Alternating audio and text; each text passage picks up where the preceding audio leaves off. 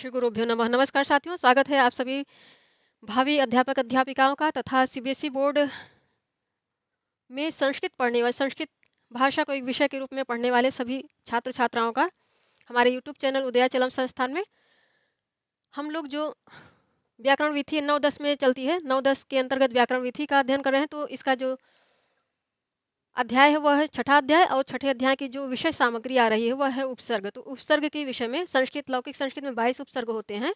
22 उपसर्गों का अर्थ, उनका वाक्यों में कैसे प्रयोग किया जाता है इत्यादि के विषय में विस्तार से अध्ययन कर लिया है। सब पर चर्चा करते हुए विस्तार से अध्ययन कर लिया है। अब इसके पश्चात धातुओं के संबंध में जो की पॉइंट आ रहे हैं जिनको जिनको जानना बेहद ही आवश्यक है हम लोगों को, उन चीज़ों को 2 पॉइंट के अंतर्गत दे रहे हैं। तो आइए पढ़ लेते हैं। पहले पॉइंट के अंतर्गत दे रहे हैं कि जब उपसर्ग धातुओं में आकर जुड़ते हैं, अर्थात क्रियापद में आकर जुड़ते हैं, तब उनमें क्या परिवर्तन होता है। इस बात को इस पहले पॉइंट के अंतर्गत दिखा रहे हैं कि किसी धातु में उपसर्ग जुड़ने से अर्थ परिवर्तन हो जाता है। किसी धातु में जब उपसर्ग आए तो धातुओं का जब मूलार्थ है, बिना उपसर्ग के जो उनका अर्थ हुआ करता है, वही अर्थ परिवर्तित हो जाता है जब उपसर्ग उनमें आकर जुड़ जाते हैं।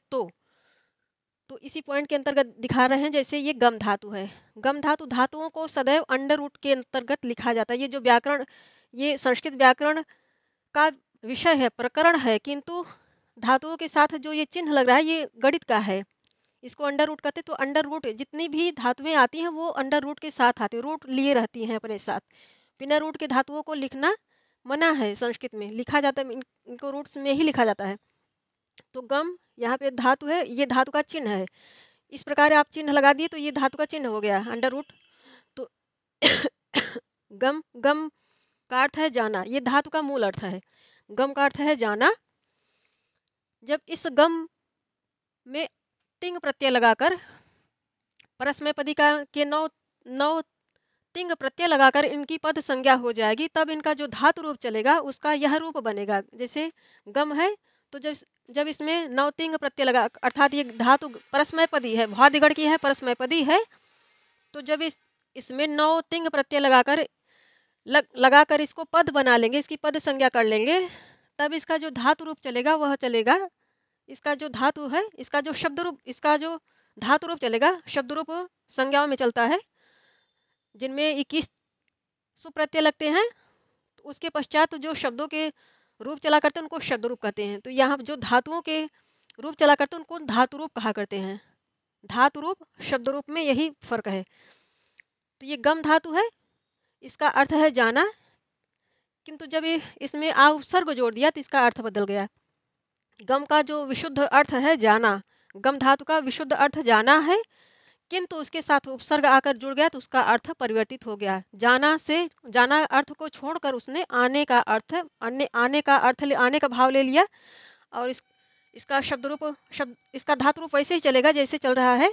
जैसे लट लकार प्रथम पुरुष में चल रहा है तो धातु रूप वैसे ही चल रहा है, आ प्लस गम, किंतु इसका अर्थ बदल गया। धातु रूप जैसे गच्छति गच्छतः गच्छन्ति का चल रहा है, वैसे ही आगच्छत आगच्छतः का भी चलेगा, किंतु अर्थ बदल गया। तो यही होता है उपसर्गों में। उपसर्ग जब आके किसी धातु से जुड़ जाते हैं तो उनके अर्थ में परिवर्तन हो जाता है। उसी बात को इस पॉइंट के अंतर्गत दिखा रहे हैं। तो यहाँ पर भिन्नता क्या है, यहाँ पर सीधे सीधे उपसर्ग आकर जुड़े जा रहे हैं, सीधे सीधे उपसर्ग आकर धातुओं से जुड़कर उनके धातु रूप चल रहे हैं, सीधे सीधे उनमें कोई परिवर्तन नहीं हो रहा है। तो इस पॉइंट के अंतर्गत ऐसी धातुओं को चुना जा रहा है, ऐसी धातुओं को चुनकर उदाहरण के रूप में दिया जा रहा है जिनमें उपसर्ग सीधे सीधे आकर जुड़ जा रहे हैं। जब उपसर्ग आकर धातु में जुड़ गए तो उनका सीधे सीधा धातु रूप, उन उपसर्गों के साथ सीधे सीधे उनका धातु रूप चल रहा है, कोई दिक्कत नहीं हो रही, सभी लकारों में धातु रूप चल जाएगा। अब इस पॉइंट के अंतर्गत ऐसी धातुओं को दिखा रहे हैं, कुछ चुनकर ऐसी धातुओं को के उदाहरण दिखा रहे हैं जो जहाँ पर धातु और उपसर्ग में संहिता प्राप्त हो रही है। संहिता प्राप्त हो रही तो स्पष्ट है कि वहाँ पर संधि हो जाएगी। तो इस पॉइंट को ले आने का अभिप्राय यही है कि ऐसी धातुओं के साथ जब उपसर्ग आकर जुड़ते हैं तो उनके अर्थ में तो परिवर्तन होता है, किंतु वो संधि नियम के अंतर्गत भी जब संहिता प्राप्त हो गई तो उन दोनों के बीच में संधि नियम भी लागू होगा। तो संधि नियम कैसे लागू करके संहिता अर्थात संहिता प्राप्त हो गई तो संधि लग जाएगी। संधि लग जहाँ पे संधि प्राप्त हो रही संधि अवश्य करनी चाहिए, अन्यथा विसंधि दोष हो जाता है। तो इस दूसरे पॉइंट के अंतर्गत ऐसी धातुओं का चयन किया गया है जिनके जुड़ने पर जिनके साथ उपसर्ग के जुड़ने पर संहिता प्राप्त हो रही और वहाँ संधि नियम लागू हो रहे हैं।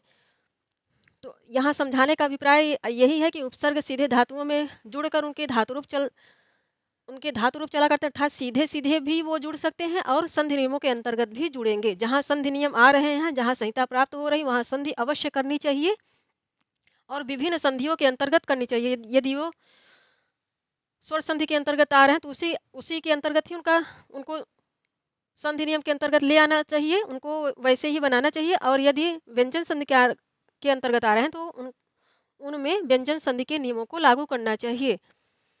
यही समझाने का अभिप्राय है। तो पहले वाले पॉइंट में ऐसी धातुओं को दे रहे हैं जिनमें उपसर्ग जुड़ रहे हैं तो कोई वैसा विकार नहीं हो रहा है, बस अर्थ परिवर्तित हो रहा है अर्थात संधि नियम नहीं लागू हो रहे हैं। तो उप प्लस यहाँ पे गम धातु का अर्थ है जाना, किंतु आ उपसर्ग लग गया तो इसका अर्थ बदल गया। आगच्छत का अर्थ है आना। अब उप उपसर्ग आ रहा, उप उपसर्ग प्लस गम धातु का मूल अर्थ है जाना, किंतु उप इसके साथ आकर लग गया तो उपगच्छति इसका धातु रूप वैसे ही चल रहा है जैसे गच्छत का चलता है, किंतु अर्थ बदल गया। इसका अर्थ है पास जाना। अब अनु उपसर्ग आ रहा है, धातु आ रही है गम का अर्थ जाना ही है, किंतु अनु उपसर्ग आ गया तो क्या हो गया अनुगच्छत का अर्थ है पीछे जाना। देखिए अर्थ बदल गया। अब यहाँ पे अव उपसर्ग है, फिर गम धातु है, गम धातु का अर्थ है जाना, किंतु अव उपसर्ग की उपस्थिति के कारण अवगच्छत का अर्थ हो गया समझना, बदल गया अर्थ इसका। इसी बात को यहाँ पे दिखाया जा रहा है।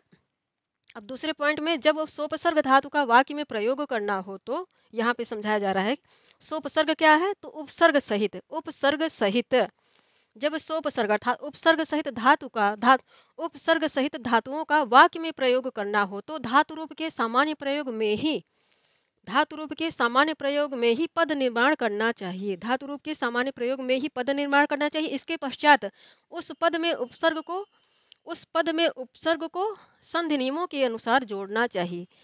यहाँ इसी अभिप्राय को समझाने का प्रयास कर रहे हैं कि जहाँ पे संधि संहिता प्राप्त हो रही है, चाहे स्वर संधि से हो चाहे व्यंजन संधि से हो, संहिता प्राप्त हो रही तो उन संधि नियमों के अनुसार उनका संधि विच्छेद भी उनका संधि करना चाहिए, उनको संधि करना चाहिए। यदि आवश्यक हो तो विच्छेद करके उनको अलग भी करना चाहिए। अर्थात उनका निर्वचन दिखाने के लिए आपको विच्छेद भी करना पड़ेगा। तो ये हो गया। इसके पश्चात उस पद में उपसर्ग को संधि नियमों के अनुसार जोड़ना चाहिए। जैसे दिखा रहे हैं, ये लकार हो गया, ये धातु रूप हो गया, ये उपसर्ग और धातु रूप हो गया। तो ये लकार है, जिस लकार में धातु आ रहे हैं तो लट लकार में गम धातु आ रही है। लट लकार वर्तमान काल में गम धातु आ रही है। गम धातु का अर्थ है जाना। गच्छति इसका धातु रूप बनेगा और जब इसके साथ अनु जुड़ गया, उपसर्ग और धातु जुड़ गए तो हो गया अनुगच्छति। अभी इसका अर्थ है जाना, किंतु उपसर्ग और धातु जुड़ गए तो इसका अर्थ बदल गया, हो गया पीछे जाता है। अब इसके पश्चात दूसरा उदाहरण दे रहे हैं लिट लकार में। लिट लकार में ही गम धातु का उदाहरण दे रहे हैं। लिट लकार गम धातु, यहाँ पे लिख सकते हैं लिट लकार और गम धातु। तो लिट लकार में गम धातु का धातु रूप होता है गमिष्यति, इसका अर्थ है जाएगा। और फिर इसके साथ उपसर्ग अनु आकर जुड़ गया तो बन गया अनुगमिष्यति अर्थात पीछे जाएगा। इसका अभिप्राय बदल गया। इसके पश्चात लंग लकार में भी गम धातु का ही उदाहरण आ रहा है। अगच्छत का अर्थ है गया। अब अनुवगच्छत उपसर्ग जोड़ दिया, उपसर्ग और धातु को जोड़ दिया तो अनुअगच्छत। अब यहाँ पे देखिए संहिता प्राप्त हो रही है। यहाँ समझाने का ये अभिप्राय है कि यहाँ पे इस आकार में संहिता प्राप्त हो रही है। किसकी संहिता प्राप्त हो रही है? स्वर संधि के अंतर्गत यण संधि की संहिता प्राप्त हो रही है। जब स्वरूप बने, जब संधि संपन्न होकर आएगी तो यण संधि बनेगी। तो इस दूसरे पॉइंट को देने का यही अभिप्राय है कि जहाँ पर संहिता प्राप्त हो रही है विभिन्न संधियों से, विभिन्न संधि नियमों के अंतर्गत जहाँ संहिता प्राप्त हो रही वहाँ संधि अवश्य करनी चाहिए। अब यहाँ पे संधि नहीं किया जाएगा तो यहाँ पे विसंधि दोष आ जाएगा, इसलिए संधि करना चाहिए। यहाँ संहिता प्राप्त हो रही है यण संधि में इक्विवेलेंट चीज सूत्र से संहिता प्राप्त हो रही तो यहाँ संधि हो जाएगी।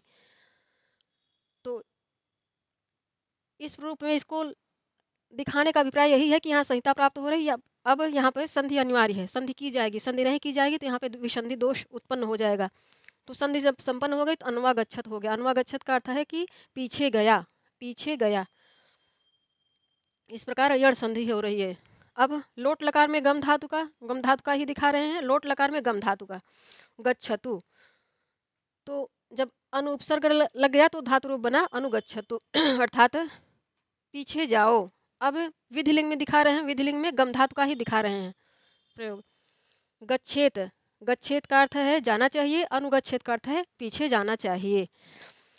तो इस प्रकार यही इस दूसरे पॉइंट में समझाने का यही अभिप्राय है कि जहाँ पे विभिन्न संधियों से उपसर्ग और धातुओं के बीच में जहाँ विभिन्न संधियों से संहिता प्राप्त हो रही है विभिन्न धातु रूपों में और ये धातु रूप है, तो उपसर्ग और धातु रूप में जहाँ भी जिस संधि के अंतर्गत चाहे स्वर संधि हो चाहे व्यंजन संधि हो और या फिर स्वर संधि के भेदों के अंतर्गत जिस भी सूत्र के अनुसार संधि की संहिता प्राप्त हो रही वहाँ पर संधि अवश्य करनी चाहिए। और इससे यह भी इस पॉइंट को ले आने का अभिप्राय ये भी है कि उपसर्ग जोड़ने के पश्चात धातुओं के धातु रूप प्रत्येक लकार में आराम से चलेंगे, जैसे सामान्य धातुओं के धातु रूप चला करते हैं विभिन्न लकारों में। ये भी यहाँ इस उदाहरण को ले आने का अभिप्राय है। जैसे यहाँ पे दिखा रहे हैं अनुगच्छति, अनुगमिष्यति, अनुगच्छेत इत्यादि। तो उपसर्ग लगकर 22 उपसर्ग हैं, 22 उपसर्ग ऐसे ही विभिन्न धातुओं में लगाकर उनके दसों लकारों में धातु रूप आराम से चलाए जा सकते हैं। और यदि धातु रूप और उपसर्ग के बीच संहिता आ रही है तो वहाँ संधि भी करना चाहिए, विभिन्न संधि नियमों के अंतर्गत संधि भी कर देना चाहिए, अन्यथा विसंधि दोष उत्पन्न हो जाएगा।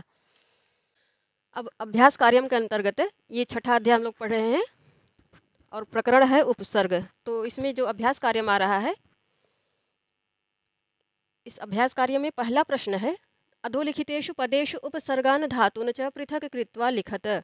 अधोलिखितेषु पदेषु क्या है, सप्तमी बहुवचन में दोनों ही पद सप्तमी बहुवचन में आ रहे हैं। उपसर्गान धातून, उपसर्गान धातुन, उपसर्ग क्या है, ये अकारांत शब्द है और द्वितीय बहुवचन में इसका ये रूप बनेगा जैसे बालक का बनता है। और धातुन क्या है, उकारांत शब्द है, पुल्लिंग ही है, द्वितीय बहुवचन में इसका ये रूप बनेगा। जैसे गुरु शब्द का शब्द रूप आप चलाइए तो गुरु गुरु गुरुवः, गुरुम गुरु गुरुन, गुरुन इस प्रकार बनता है। तो धातुन, तो नीचे लिखे गए पदों में उपसर्ग और धातुओं को अलग करके लिखो। पृथक कृत्वा, कृत्वा क्या है, अक्त्वा प्रत्यय लग रहा है, कर के, खा की, गा के इत्यादि के अर्थ में आया करता है ये प्रत्यय। लिखत लोट लकार मध्यम पुरुष बहुवचन की क्रिया है।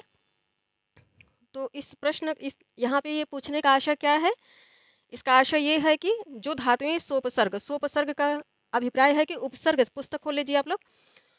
सोपसर्ग का अभिप्राय है कि उपसर्ग सहित जो धातुएं यहाँ पे आ रही हैं, धातु कह रहे हैं, जो उपसर्ग सहित जो धातुएं आ रही हैं, जो उनका धातु रूप बन रहा है, उनमें से क्या करना है, पहले उपसर्ग को हटाकर अलग लिखना है। जो मूल धातु है, धातु क्रिया, उस क्रियापद का जो मूल स्वरूप है, उस धातु रूप का जो मूल स्वरूप है, उस मूल स्वरूप को यहाँ धातु के रूप में रखिए और फिर उपसर्ग के बिना उस धातु का क्या क्रियापद बनेगा उसको यहाँ रखिए। यही अभिप्राय है इस प्रश्न का। इसीलिए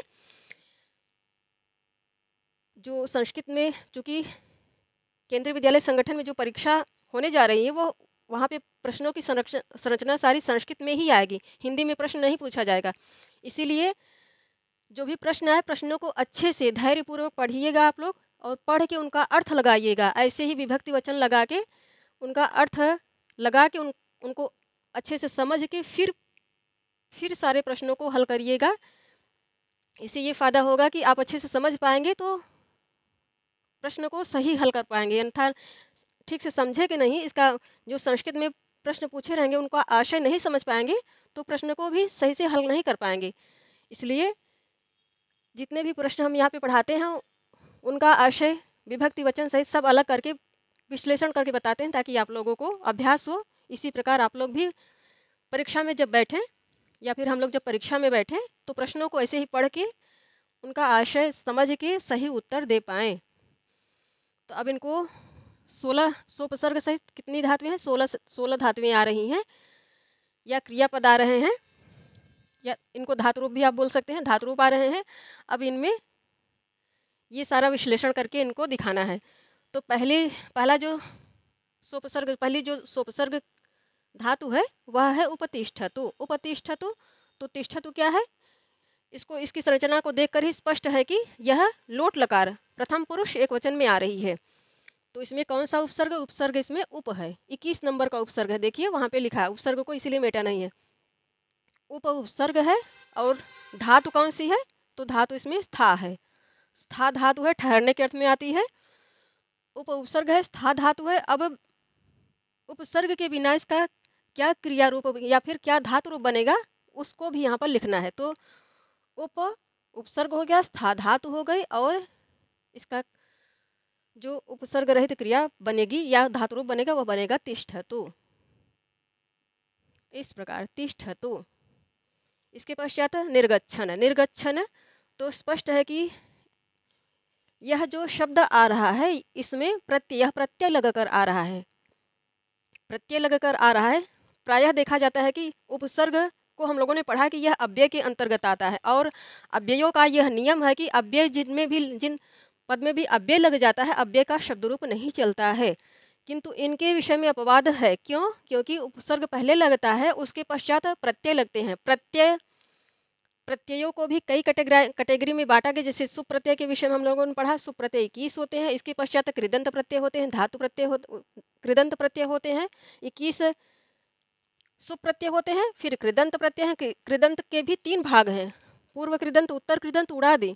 और इसके पश्चात तद्धित प्रत्यय है। तद्धित को भी 15-16 भागों में बांटा गया है, उनको कैटेगराइज करके दिया गया है। तो बहुत बड़ा प्रत्यय का प्रकरण है।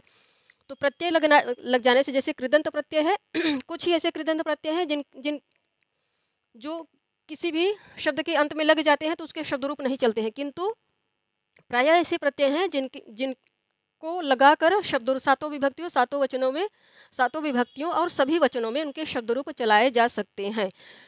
तो यहाँ देख के कंफ्यूज नहीं होना चाहिए कि उपसर्ग है, ये उपसर्ग अव्यय के अंतर्गत है और फिर भी इसका धातु रूप शब्द रूप चल रहा है।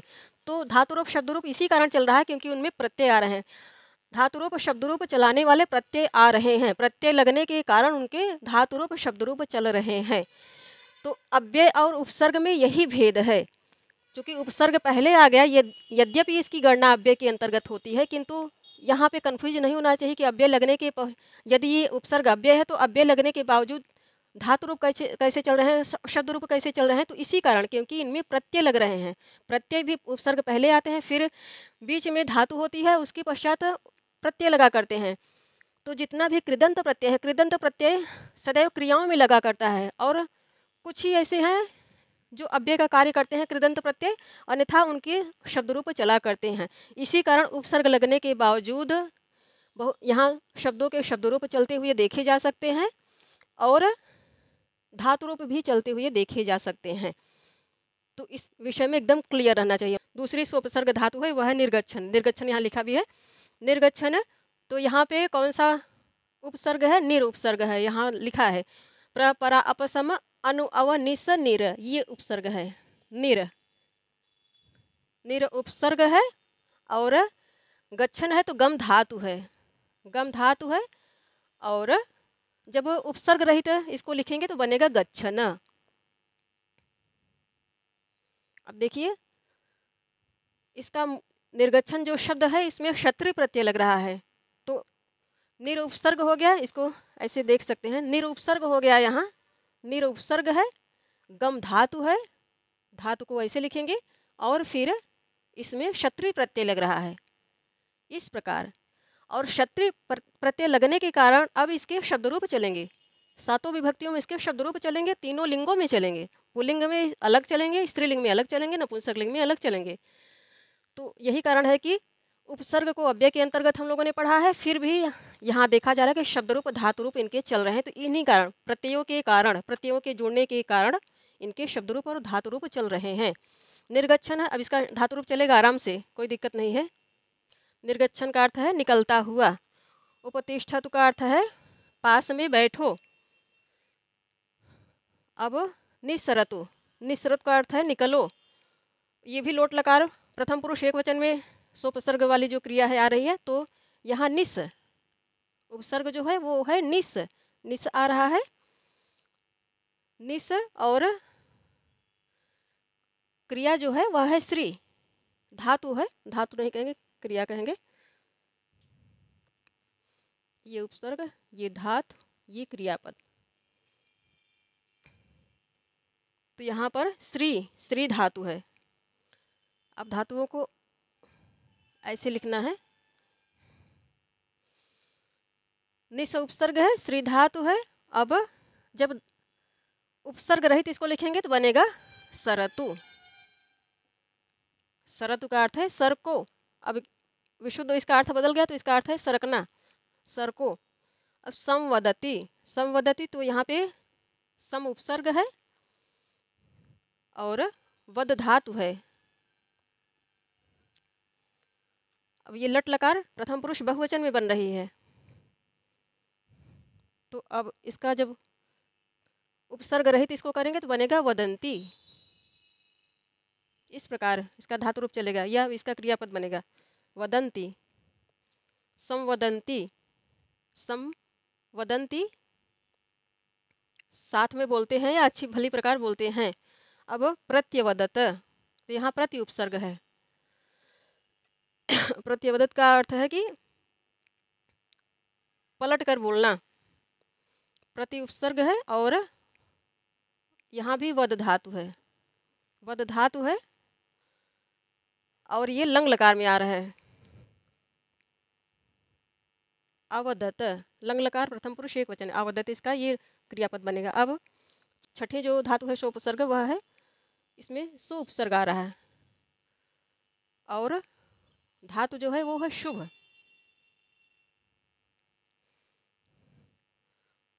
अब इसका उपसर्ग रहित जब ये बनेगी तो बनेगा शोभते। शोभते अर्थात शोभा देता है, सुंदर लगता है।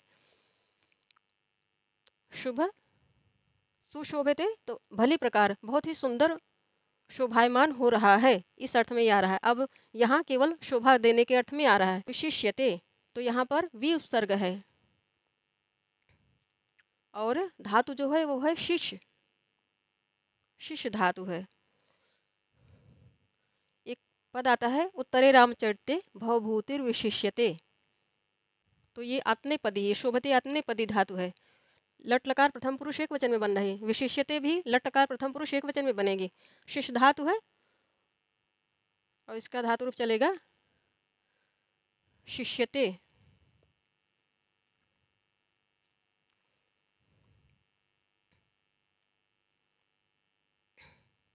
इसके पश्चात जो धातु है अन्वकरोति, तो यहाँ अनुपसर्ग है, अनुपसर्ग है और क्री धातु है, क्री धातु है।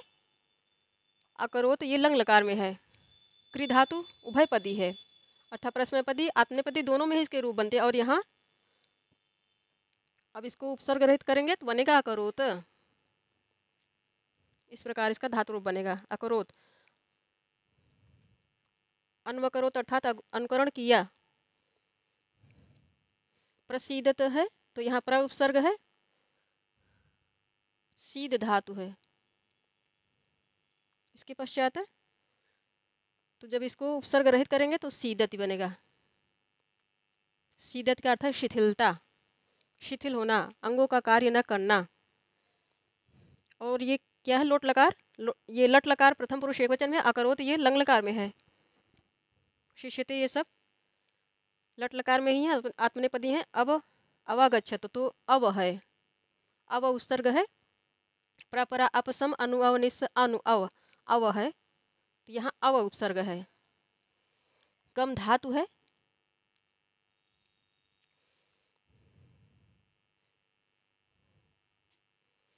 अब इसका उपसर्ग रहित इसका जो धातु रूप बनेगा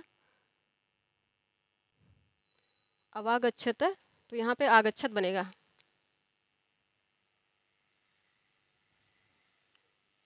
और ये लंग लकार प्रथम पुरुष एक वचन में है। इसके पश्चात जो धातु आ रहे उपविश्राम, तो यहाँ पे उप उपसर्ग है, उप उपसर्ग है और विष धातु है। विष धातु है, उत्तम पुरुष बहुवचन में है, ये लट लकार उत्तम पुरुष बहुवचन में है, तो उपसर्ग रहित इसको करेंगे तो बनेगा विषामः। प्रवेश करने के अर्थ में आती है विषामः। इसके पश्चात जो उपसर्ग धातु आ रही वह है उत्थास्यामः, तो यहाँ पे उत उपसर्ग है, उत उपसर्ग है प्रपरा अपसम अनु अव निसनिर दुस दुर वि आंग नि अधि अपि सु उत, ये उपसर्ग है, यहाँ पर उत उपसर्ग है और स्था धातु है, स्था धातु है और बिना और उपसर्ग रहित जब इसको बनाएंगे तो बनेगा स्थास्यामः।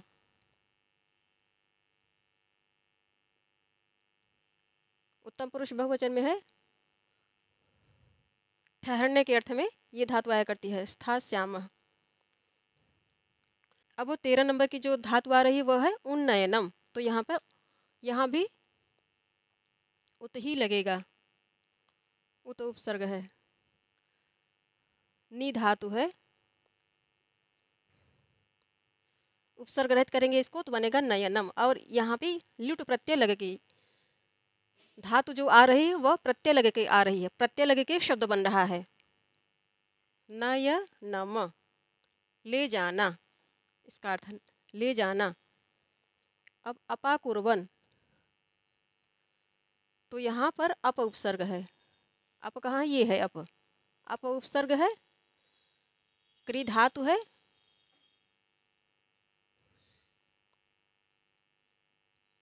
क्री धातु है, ये रूप बनता है, क्री धातु है और अकुर्वन, अपाकुर्वन, तो इसका रूप बनेगा उपसर्ग रहित अकुर्वन।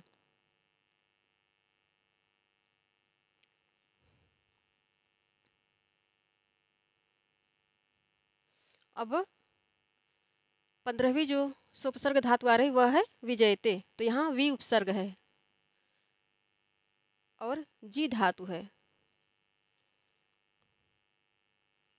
अब उपसर्ग रहित इसको लिखेंगे तो बनेगा जयति, परस्मैपदी हो जाएगी, लट लकार प्रथम पुरुष एक वचन में आएगी। परितुष्यति, तो यहाँ परि उपसर्ग है और तुष धातु है, उपसर्ग रहित इसको लिखेंगे तो बनेगा तुष्यति, लट लकार प्रथम पुरुष एक वचन में तुष्यति, तुष्यत परितुष्यति अर्थात पूरी तरह से संतुष्ट होता है, और यहाँ तुष्यत का अर्थ है संतुष्ट होना। विजयते अर्थात विजय के अर्थ में, और जयति भी जीतने के अर्थ में, जयति जयति, यहाँ विजयते ये विजय के अर्थ में आ रहा है, जयति किसी की जय जयकार करने के अर्थ में, जब इसको उपसर्ग रहित कर देंगे तो ये जय जयकार के अर्थ में और यह विजय के अर्थ में। तो ये हम लोगों ने पढ़ लिया अभ्यास कार्यम के अंतर्गत, छठे अध्याय के अभ्यास कार्यम के अंतर्गत पहले प्रश्न का अध्ययन कर लिया। अब दूसरा प्रश्न आ रहा है, इसके पश्चात एक प्रश्न और है, 2 प्रश्न और बच रहे हैं, उनको भी पढ़ लेते हैं। अभ्यास कार्यम के अंतर्गत दूसरा प्रश्न आ रहा है, तो दूसरे प्रश्न में क्या है, कोष्ठकात शुद्ध पदम चित्वा रिक्त स्थाने लिखत। कोष्ठकात क्या है, पंचमी एक वचन में है, शुद्ध पदम क्या है, द्वितीयांत है, द्वितीय एक वचन में है, कोष्ठक से शुद्ध पद को चुनकर रिक्त स्थान में लिखो, रिक्त स्थान सप्तमी एक वचन में है, लिखत लिखत लोट लकार मध्यम पुरुष बहुवचन में है, और इसमें कुल 14 वाक्य आ रहे हैं। उचित क्रिया को चुनकर यहाँ पर भरना है, उचित क्रियाएं ही है, या तो क्रिया है या क्रियापद हैं या फिर क्रिया से लगकर शब्द बन रहे हैं। तो हे प्रभो मई, हे प्रभो मई, मई क्या है, सप्तमी एक वचन में है, ये अस्मत् सर्वनाम है। हे प्रभो मुझ पर, तो प्रासीदतु ये गलत है, प्रसीदतु, प्रसीदतु, हे भगवान मुझ पर प्रसन्न हो, तो प्रसीदतु क्या है, लोट लकार है, लोट लकार में प्रथम पुरुष एक वचन में है। गुरु शिष्यस्य अज्ञानम, गुरु शिष्य का अज्ञान, अज्ञानम अपहरति, उपहरति नहीं, ये गलत हो जाएगा, अपहरति, उपहरत का अर्थ है पास, पास जाकर, तो अपहरति, अपहरत का अर्थ है दूर करते हैं। गुरु शिष्य के अज्ञान को दूर करते हैं, या उसका हरण करते हैं, उसको हर लेते हैं। वानराह जनान अनुकुर्वन्ति अन्वकुर्वन्ति, तो ये गलत हो जाएगा। अनुकुर्वन्ति, बंदर लोगों का अनुकरण करते हैं। वानराह कर्ता बहुवचन में है तो क्रिया भी बहुवचन में आएगी। बंदर लोगों को लोगों को देखकर नकल करते हैं, ये नकल करने के भी अर्थ में आएगा। बंदर लोगों को नकल करते हैं, लोगों का नकल करते हैं। वानराह अनुकुर्वन्ति, ये उचित क्रियापद होगा। यहाँ पर प्रसीदतु, यहाँ पर अपहरति, यहाँ अनुकुर्वन्ति। इसी प्रकार अहम संस्कृतम अवजानामि, ये गलत है। अवजान, मैं संस्कृत को समझता हूँ। अवजानामि, कर्ता उत्तम पुरुष एकवचन में है तो क्रिया भी उत्तम पुरुष एकवचन में लट लकार में है। अवजानामि, मैं संस्कृत को अच्छी तरह भली प्रकार समझता हूँ। सत्यम एव वदनीयम, तो आजीवनम, आजीवन नहीं, आजीवन पुल्लिंग है, ये सत्यम जैसे नपुंसक लिंग में है तो विशेष विशेषण होने के कारण ये इसी में आया, आजीवनम। आजीवनम सत्यम एव वदनीयम, जीवन भर सत्य ही बोलना चाहिए। अध्यापकः प्रश्नान् पृच्छति, अध्यापक प्रश्न पूछते हैं। प्रश्नान, प्रश्नों को पूछते हैं, द्वितीय बहुवचन में है, प्रश्न पुल्लिंग शब्द है। अध्यापकः प्रश्नान् पृच्छति, अध्यापक प्रश्नों को पूछते हैं। छात्राः, छात्राः बच्चे क्या करते हैं? प्रतिवदन्ति, अर्थात उत्तर देते हैं। उत्तर देना, देने के अर्थ में प्रतिवदन्ति आएगा। प्रतिवदन्ति, ये सही हो जाएगा। अब सातवां जो वाक्य है, कामात् क्रोधः पराभवति, ये हराने के अर्थ में आता है। तो कामात् क्रोधः उद्भवति, काम से क्रोध उत्पन्न होता है। कामात् क्रोधः उद्भवति, काम माने इच्छा, इच्छा से जब इच्छाओं की पूर्ति नहीं होती है तो क्रोध उत्पन्न होता है। सभायां विद्वांसः एव, सभा में, सभायां क्या है? आकारांत स्त्रीलिंग शब्द है, सप्तमी एकवचन बना है। सभायां विद्वांसः, विद्वान विद्वांसो, विद्वान सकारांत शब्द है, ये प्रथमा बहुवचन बना है। सभा में विद्वान ही सुशोभन्ते, सुशोभन्ते सुशोभित होते हैं। सभा में विद्वान ही सुशोभित होते हैं। चौरः रात्रौ धनम, नवा वाक्य है, चौरः रात्रौ धनम, चोर ने रात्रि में धन चुराया। अहरत, लंग लकार में आ रही क्रिया अहरत। अब इसके पश्चात 10वां वाक्य, माता पुत्रः च परस्परम, माता और पुत्र परस्पर प्रतिवदतः, ये गलत हो जाएगा। संवदतः, संवदतः कर्ता दो वचन में है तो क्रिया भी दो वचन में आ रही है। लट लकार प्रथम पुरुष दो वचन में आ रही है। और माता और पुत्र परस्पर बात कर रहे हैं या बात करते हैं। संवदतः, इस प्रकार ये सही हो जाएगा। अब 11वां वाक्य है, गुरु आश्रमात प्रविशति, तो यहाँ पंचमी है, पंचमी विश्लेष के अर्थ में आती है तो प्रविशत, प्रवेश नहीं, गलत हो जाएगा। निर्गच्छति, गुरु आश्रम से निकलते हैं। निर्गच्छति। अब 12वां वाक्य, वयम चलचित्रम द्रष्टुम अत्र, अत्र अवागच्छामः, अवागच्छामः ये गलत है, समझने का अर्थ में आया करता है। आगच्छामः, आगच्छामः सही हो जाएगा।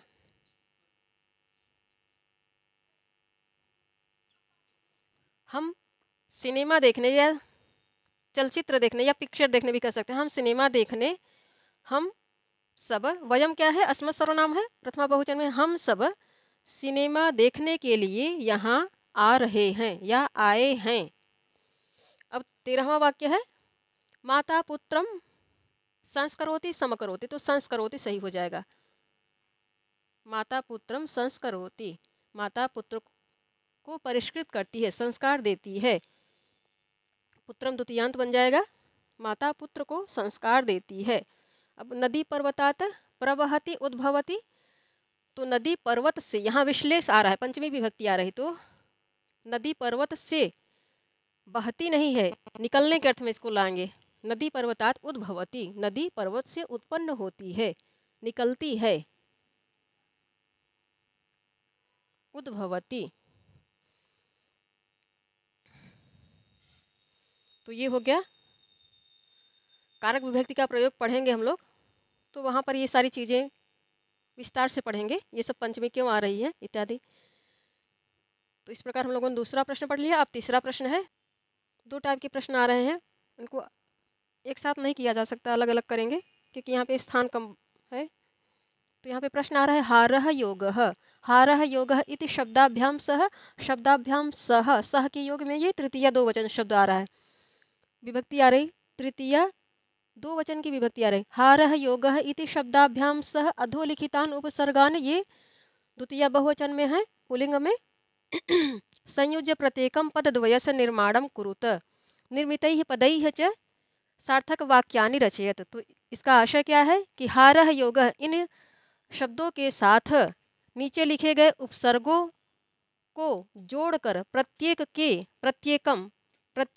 दो पद, प्रत्येक के दो पदों का निर्माण करो और बनाए गए पदों के द्वारा सार्थक वाक्यों को बनाओ, या सार्थक वाक्यों की रचना करो। ये लोट लकार मध्यम पुरुष बहुवचन में है, ये भी लोट लकार मध्यम पुरुष बहुवचन में है। तो उपसर्ग कौन कौन से हैं? उपसर्ग आ वि प्र सु सम। तो पहले इनका प्रयोग करके शब्द बना लेते हैं, फिर वाक्य का प्रयोग करते हैं। तो पहले हारा को लेंगे। हारह में आ उपसर्ग जोड़ा तो बना आहारः। अब हारह में वी उपसर्ग जोड़ा तो बना विहारः। अब हारह में प्र उपसर्ग जोड़ा तो बना प्रहारः। हारह में सु उपसर्ग जोड़ा तो बना सुहारः। हारह में सम उपसर्ग जोड़ा तो बना संहारः। इस प्रकार अब योग को लेंगे। तो योगः में आ उपसर्ग जोड़ा तो बना आयोगः। योगः में वि उपसर्ग जोड़ा तो बना वियोगः। योगः में प्र उपसर्ग जोड़ा तो बना प्रयोगः। ध्यान से देखिएगा, बहुत सुंदर एक्सरसाइज यहाँ पे करवा रहे हैं। और योगः में फिर सु उपसर्ग जोड़ा तो बना सुयोगः। सुयोगः का अर्थ है सुंदर योग, सुंदर संयोग, सुंदर योग या सुंदर समय भी कह सकते हैं। फिर योगः में सम उपसर्ग जोड़ा तो बना संयोगः। संयोग किसी के मिलन को कह सकते हैं, संयोगः। इस प्रकार तो कितने पद बने? एक दो, प्रत्येक से देखिए दो दो उपसर्ग, ये दो पद हैं, इन दोनों को अलग अलग उपसर्ग, दोनों ही सारे उपसर्गों के साथ जोड़ा तो दो दो, प्रत्येक के दो दो पद हो गए। यही कह रहे हैं। 3 4 5 6 7 8 9 10 बने। अब इनका वाक्य प्रयोग करना है। आहारः, आहारः क्या है? आहार भोजन को कहते हैं।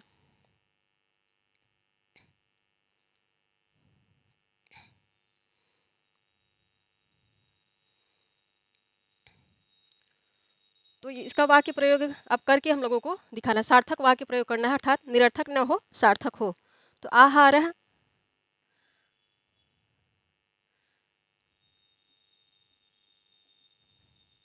आहारः सम्यक्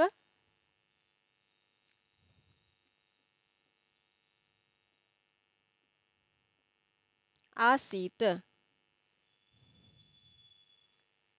या फिर यहाँ पे यह कह सकते हैं, यह कल भोजन अच्छा था। इसका अभिप्राय कल भोजन अच्छा था। आहारः भोजन के अर्थ में आता है। आहार यहाँ पे यद्यपि उपसर्ग सबके साथ जुड़ रहे हैं, किंतु प्रत्यय के कारण इन सब के शब्द रूप चलेंगे, क्योंकि सब में घई प्रत्यय लग रहा है। घई प्रत्यय कृदंत प्रत्यय है और इस प्रत्यय के लगने से शब्द रूप आराम से तीनों लिंगों में, सातों विभक्तियों में शब्द रूप चलेंगे इन शब्दों के।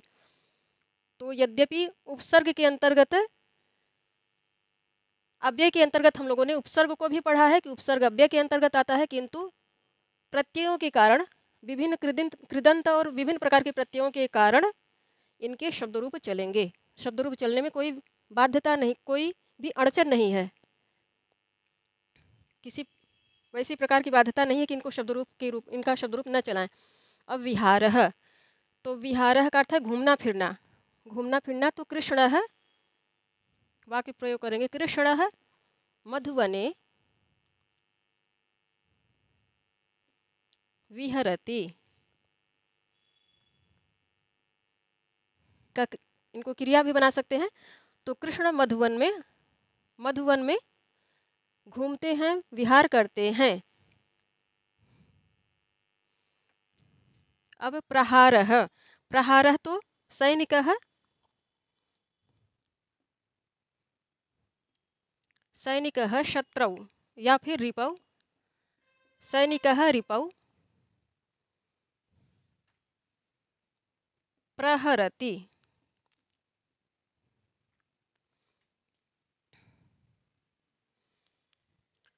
सैनिक शत्रु पर प्रहार करता है।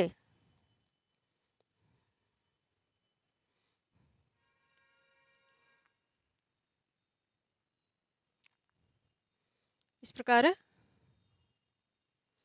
इसके पश्चात सुहारः है। सुहारः सुंदर हार के अर्थ में आएगा ये। सुहार कंठे, सुहारः शोभते, कंठ में सुंदर हार शोभा पाता है। संहारः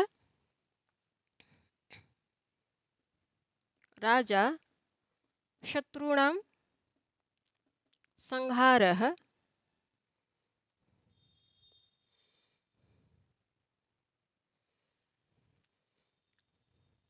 संहारः शत्रुणाम शत्रुओं का संहार करता है। राजा शत्रुणाम, या फिर इसको इस प्रकार भी कर सकते हैं, राजा रिपोह संहारः करोति, राजा शत्रु का संहार करता है। आयोगः तो आयोग कोई ऐसी संस्था होती है जो किसी विशेष कार्य के लिए गठित की जाती है और इसके मार्गदर्शन में ही वह विशेष कार्य संपन्न होता है। जैसे जैसे विभिन्न राज्यों में लोक सेवा आयोग हुआ करता है। एक उदाहरण के रूप में तो संघ लोक सेवा आयोगः, संघ लोक सेवा आयोगः देहल्यां वर्तते,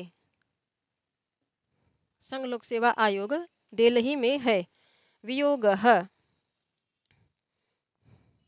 इसका वाक्य प्रयोग, वियोग किसी से बिछड़ना कहते हैं। यत्र संयोगः भवति तत्रैव वियोगः अपि दृश्यते, जहाँ संयोग होता है वहीं वियोग भी दिखाई देता है। इस प्रकार वाक्य में प्रयोग करेंगे। अब प्रयोगः, तो वैज्ञानिकाः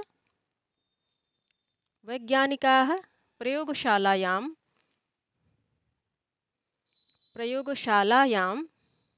प्रयोगः कुर्वन्ति, वैज्ञानिक प्रयोगशाला में प्रयोग करते हैं। ये हो गया सुयोगः।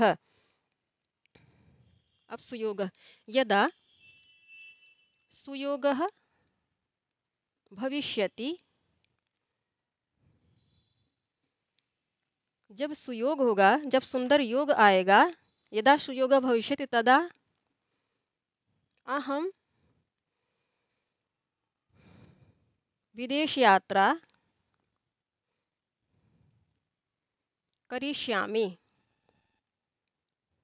जब सुंदर योग आएगा तब मैं विदेश यात्रा करूंगी या करूंगा। इस प्रकार अब संयोगः, तो इसका अर्थ है सुंदर योग।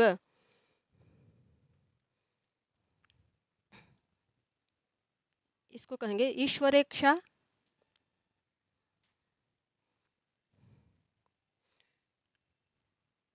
या फिर ईश्वरेच्छया कुयोगः सुयोगः भवति। इस प्रकार ईश्वर की इच्छा से कुयोग भी अर्थात कुसमय भी सुंदर समय में बदल जाता है या सुंदर योग में बदल जाता है। ये इसका ऐसे ही वाक्य प्रयोग करेंगे। देखिए सब सार्थक प्रयोग हैं। यहाँ पे क्रिया बनाया है तो इसको आप लोग क्रिया के बजाय प्रत्यय यहाँ पे लग ही रहा है, शब्द रूप चलाकर इनको क्रिया के फॉर्म में न ले आके नाम भी संज्ञा भी बना सकते हैं। जैसे कृष्ण मधुवने विहरति, तो इस प्रकार भी इसका वाक्य बन सकता है कि प्रातः काले विहारः सम्यक भवति या स्वास्थ्यवर्धकम भवति। प्रातः काले विहारः स्वास्थ्यवर्धकः भवति। इसके पश्चात यहाँ पे प्रहारः है तो मूक पशूनाम उपरि प्रहारः मा कुरु, इस प्रकार वाक्य बन जाएगा। बाकी का सब वैसे ही है। सम्यक आहारः शोभते सुहार, इस प्रकार इनको बदल भी सकते हैं। यहाँ पे क्रिया के रूप में इनको बनाया है। इनका शब्द रूप भी चलाया जा सकता है क्योंकि सब में घई प्रत्यय लग रहा है। घई प्रत्यय लग गया तो मतलब इनका शब्द रूप चलेंगे। सातों ही विभक्तियों में इनके शब्द रूप आराम से चलेंगे। अब इसी के अंतर्गत एक प्रश्न और है। ये तो संज्ञा शब्दों में उपसर्ग का प्रयोग करके वाक्य बनाना था। अब भू तथा री दो धातुएं हैं, दो धातुओं में उपसर्ग का प्रयोग करके वाक्य बनाना है। अब उनको पढ़ लेते हैं। अब ये दूसरा प्रश्न आ रहा है तो इसके अंतर्गत भू तथा ह्री दो धातुएं आ रही हैं। तो ये हरण करने या चोरी करने के अर्थ में ये धातु आया करती है, भू होने के अर्थ में आया करती है। भू री इति एताभ्याम धातुभ्याम प्राक, एताभ्याम धातुभ्याम ये क्या, प्राक अधोलिखितान से पहले, तो ये पंचमी दो वचन में आ रही हैं। भूरि इति एताभ्याम धातुभ्याम प्राक अधोलिखितान उपसर्गान संयोज्य प्रत्येकम पदद्वयस्य निर्माणं कुरुत निर्मितैः पदैः च सार्थक वाक्यानि रचयत। इसका आशय है कि भू री इन दोनों धातुओं से पहले नीचे लिखे गए इनकी बात करें, नीचे लिखे गए उपसर्गों को जोड़कर प्रत्येक के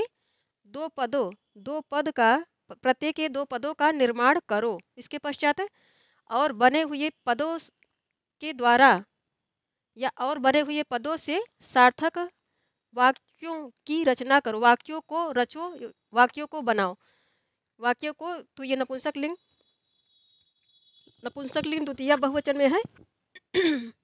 रचयत क्या है, ये क्रिया लोट लकार मध्यम पुरुष बहुवचन में है। ये भी लोट लकार मध्यम पुरुष बहुवचन में है। तो पहले इनके साथ इन सारे पदों को लगाकर पद बना लेना है। इसी प्रकार इनको भी लगाकर ऐसे सारे उपसर्गों को लगाकर इनमें पद बना लेना है। फिर इनके वाक्य बनाने हैं। फिर इन्हीं से बने हुए पदों से ही वाक्य रचना करनी है। जैसे पहला अभ्यास हम लोगों ने किया हारः और योगः का, जैसे कि वैसे ही इनका भी करना है। तो भू धातु है, भू धातु में जब प्र का उपसर्ग लगाएंगे तो बनेगा प्रभूतः। ये एक पद बन गया। अब भू में अनुपसर्ग लगाएंगे तो बनेगा अनुभूति ही। प्रभूतः बहुत ज़्यादा के अर्थ में, एक्सेस के अर्थ में आया करता है। अनुभूति ही अनुभव के अर्थ में आया करता है, अनुभूति ही। फिर भू धातु के साथ सम उपसर्ग लगाएंगे तो बनेगा संभवः। संभव का अर्थ उत्पन्न होना, जन्म लेना। संभवः। इसके पश्चात भू धातु को अप उपसर्ग के साथ लगाएंगे तो बनेगा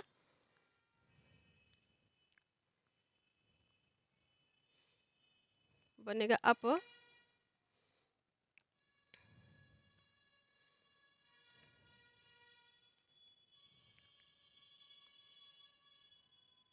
अपभावः। इसके पश्चात भू धातु को दूर के साथ लगाएंगे तो बनेगा दुर्भावः। अब ह्री के साथ बनाएंगे तो ह्री के साथ प्र उपसर्ग लगा तो बना प्रहारः।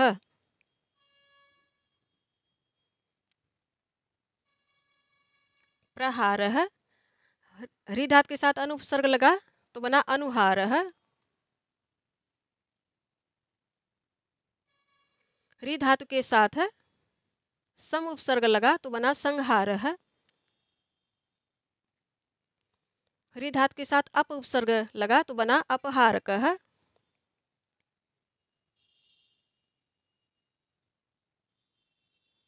अपहारकः, अपहारकः का अर्थ है ठग, चोर।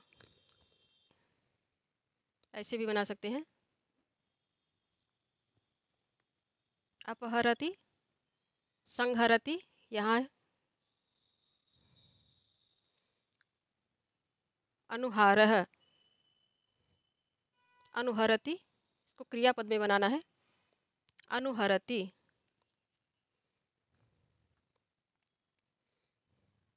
प्रहरति, इसको भी ऐसे ही बनाएंगे, प्रहरति।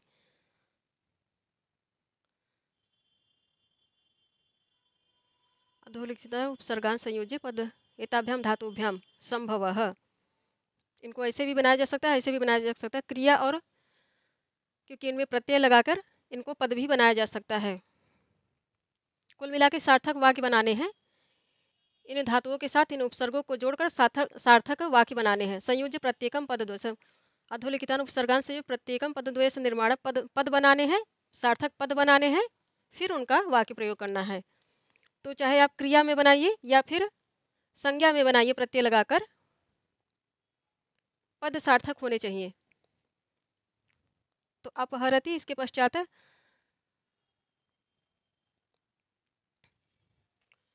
हरि धातु को दूर के साथ लगाएंगे तो बनेगा दुर्हारकः। हारकः चोर, ठग को कहते हैं। तो अब प्रभूतः, ये अधिकता के अर्थ में ये पद आएगा। प्रभूतः, यहाँ पे अक्ता प्रत्यय लग रहा है। प्र उपसर्ग है, भू धातु, अक्ता प्रत्यय लग रहा है। अक्ता प्रत्यय अर्थात भूतकालिक प्रत्यय है, निष्ठा के अंतर्गत आता है। तो प्रभूतः, इसको वाक्य में प्रयोग कैसे करेंगे? तो दक्षिण भारते, दक्षिण भारते शैत्यकाले, शैत्यकाले प्रभूतो वृष्टिर्भवति, इस प्रकार वाक्य बनेगा। दक्षिण भारत में ठंडी के सीजन में भारी वर्षा या प्रभुत मात्रा में वर्षा होती है, ये इसका वाक्य प्रयोग हो गया। अनुभूति ही, तो इसका वाक्य में प्रयोग करेंगे।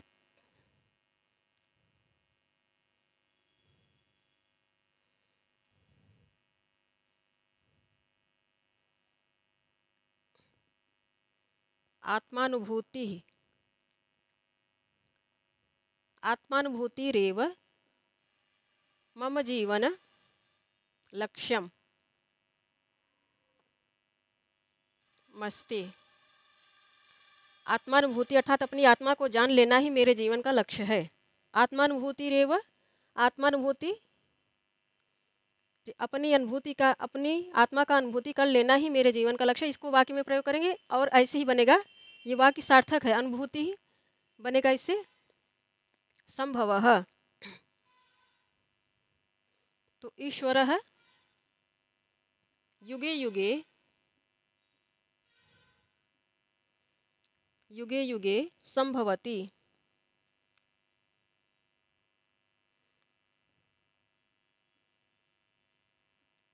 ईश्वर युग युग में या समय समय पर जन्म लेते हैं।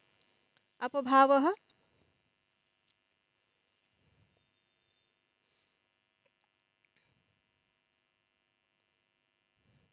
अपभावः या अपभवति ये भी कह सकते हैं।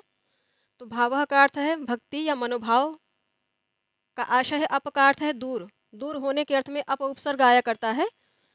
तो कहेंगे सह ईश्वरात् या फिर सह भक्तेः, बन जाएगा सह ईश्वरात् भक्तेः अपभवति। अप माने दूर, दूर के अर्थ में आता है, तो वह ईश्वर की भक्ति से दूर होता है। ईश्वराद या फिर ईश्वराद भक्ते है, ईश्वर की भक्ति से दूर होता है। दुर्भा, कस्मादपि, कस्मादपि दुर्भावः मा कुरु, किसी से भी दुर्भाव या दुर्भावना, किसी से भी या फिर कस्यचिदपि भी कह सकते हैं। कस्यचिदपि, किसी के प्रति भी दुर्भाव मत रखो। कस्यचिदपि दुर्भावः मा कुरु, किसी के प्रति भी दुर्भावना मत रखो। प्रहरति, तो सह दंडेन, सह दंडेन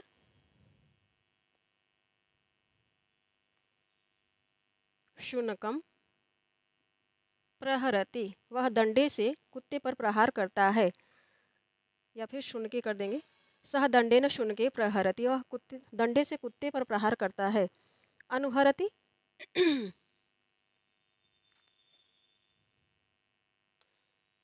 सह स्वरेण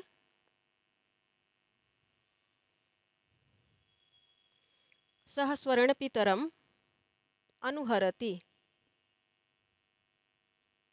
वह स्वर में अर्थात आवाज में पिता सा प्रतीत होता है, पिता के समान आवाज वाला है या ध्वनि वाला है। तो वह स्वर से पिता जैसा प्रतीत होता है, पिता के समान आवाज वाला है, ध्वनि वाला है, इसलिए जब वो बोलता है, कोई बोलता है तो लगता है कि जैसे उसके पिता बोल रहे हैं, तो स्वर से वो पिता का अनुकरण करता है या पिता सा प्रतीत होता है। संहरति, तो सैनिकः